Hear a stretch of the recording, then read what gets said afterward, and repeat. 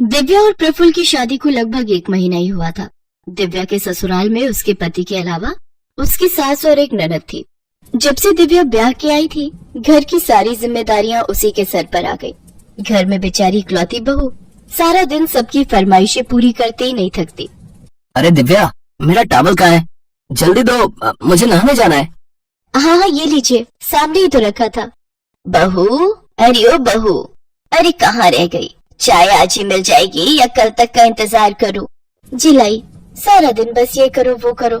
ऐसा लगता है बहू ने कोई काम वाली लाए हैं जिससे बस सारा दिन काम करवाते रहो। सुबह से शाम तक बस उनकी फरमाइशें पूरी करते रहो। इससे लाख गुना खुश तो मैं अपने मायके में थी, जहाँ मैं बस ऑर्डर करती थी और मेरी माँ मेरी सारी फरमाइशें पूरी करती थी। मेरी ही गलती थी जो अपने पापा की बात मानकर इस घर में शादी के लिए तैयार हो गई। नहीं तो वो कनाडा वाला मनप्रीत आज मुझे रानी बना कर रखता और विदेश में रहने को मिलता वो अलग। हाय मेरी किस्मत, यहीं आकर फंसना था मैंने। अरे चाय पिलाने का मन नहीं है क्या बहू? लाई लाई मम्मी जी, ये लीजिए आपकी चाय। इसके बाद दिव्या किचन में जाकर खाना पैक करने लगती है। तभी उसकी ननद नैना किचन में आती है। भाभी, अगर मेरा लंच पैक हो गया हो तो दे दो, मुझे कॉलेज के लिए देर हो रही है। हाँ नैना, बस 2 मिनट, ये लो।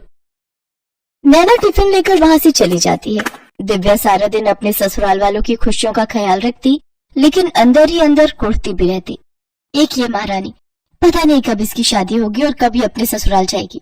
माँ ने कहा था बेटी बस कुछ दिन झेल ले, इसके बाद तो ब्याह कर चली जाएगी, लेकिन पता नहीं कब इसकी शादी होगी और कब ये यहाँ से जाएगी। ऐसे ही कुछ दिन बीत जाते हैं। अब नैना अपनी ग्रेजुएशन पूरी कर लेती है और उसके घर वाले उसकी शादी के लिए लड़का देखना शुरू कर देते हैं। एक रोज संडे वाले दिन नैना अपने चेहरे पर ब्लीच लगाकर बाहर आती है।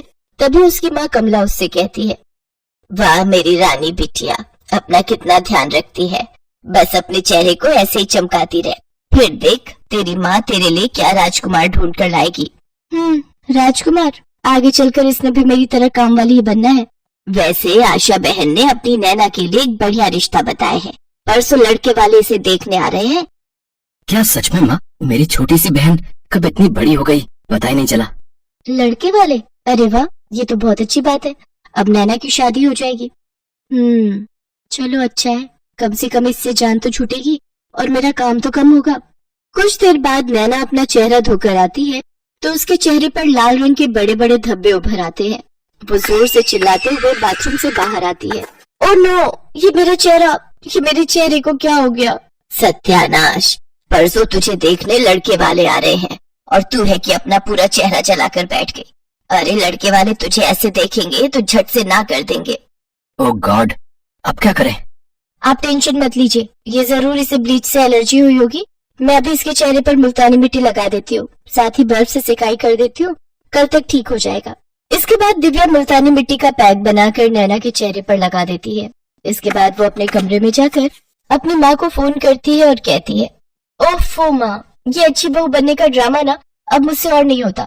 और तुमने तो कहा था कि तेरी ननद शादी करके चली जाएगी तो फिर इस घर पर तेरा ही राज होगा, पर अब तो शादी को 4 महीने होने को आ गए, लेकिन ये तो अभी तक इसी घर में पड़ी है।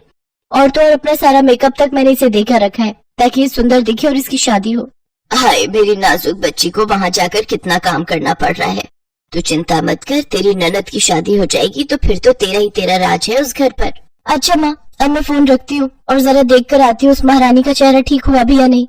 दिव्या जाकर देखती है तो नैना का चेहरा पूरी तरह ठीक हो चुका होता है। थैंक यू भाभी, आपके हाथों में तो जादू है जादू। हाँ मेरी प्यारी ननद, अब तुम देखना मैं तुम्हें परसों कैसे तैयार करती हूँ। जब लड़के वाले आएंगे तो वो सब तुम्हें देखते ही रह जाएंगे। और आखिर वो दिन भी आ जाता है जिस दिन लड़के वाले नैना को देखने आते हैं। उस दिन दिव्या सुबह तड़के उठकर ही घर की साफ सफाई में लग जाती है। रामू, जल्दी से सभी पर्दे, बेडशीट और सोफा कवर, टेबल कवर बदल दो। और हाँ, इसके बाद सभी खिड़कियां दरवाजे अच्छे से साफ कर दीजिए और घर में एक भी जाला नहीं दिखना चाहिए। उसकी आवाज सुनकर सभी घर वाले भी उठ जाते। दिव्या, तुम इतनी सुबह सुबह क्यों उठ गई और ये कारखाने से रामू को क्यों बुला लिया?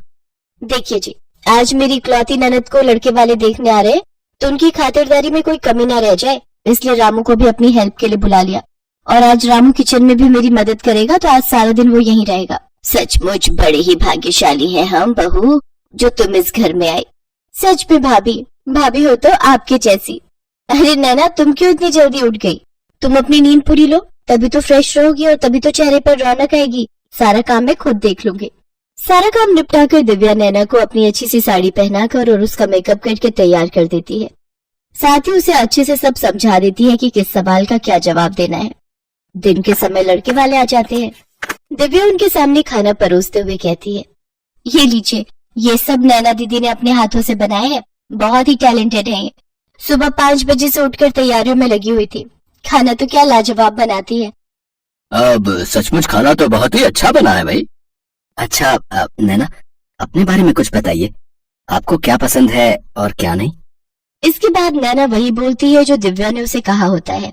जी, जो मेरे मायके वालों को पसंद है वो हर चीज मुझे पसंद है, और शादी के बाद मेरे ससुराल वालों को जो पसंद होगा वही मेरी पसंद होगी। सचमुच क्या संस्कार हैं भाई। इसके बाद लड़के वाले रिश्ता पक्का करके चले जाते हैं। दिव्या अपने कमरे में जाकर अपनी माँ को फोन मिलाती है। मम्मी, फाइनली रिश्ता पक्का हो गया। हाश, सचमुच बड़ी संतुष्टि मिली आज। इसके बाद दिव्या अपने पंडित को पैसे देकर इसी महीने में मुहूर्त निकालने को कहती है। पंडित बिल्कुल वैसे ही करता है।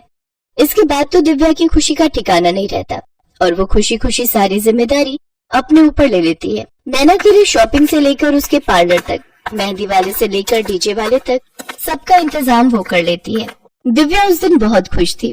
वो हर जगह अपनी ननद के साथ थी। अगली सुबह नैना की विदाई हो जाती है। नैना की शादी के 2 दिन बाद दिव्या काफी उदास अपने कमरे में बैठी थी। तब उसका पति प्रफुल्ल उससे कहता है, क्या हुआ दिव्या, तुम इतनी उदास क्यों हो? प्रफुल्ल, मैं हमेशा सोचती थी कि नैना जल्दी से ब्याह कर अपने ससुराल चली जाए, लेकिन अब जब वो चली गई तो उसके बिना ये घर कितना खाली हो गया। ऐसा लग रहा है मानो मुझसे मेरी बहन बिछड़ गई हो। इसके बाद प्रफुल्ल हंसते हुए उसे गले लगा लेता है। वो कहते हैं ना कि किसी की अहमियत उसके जाने के बाद ही पता चलती है। दिव्या के साथ भी कुछ ऐसा ही हुआ। नैना की शादी के बाद उसे अपनी ननद की अहमियत समझ में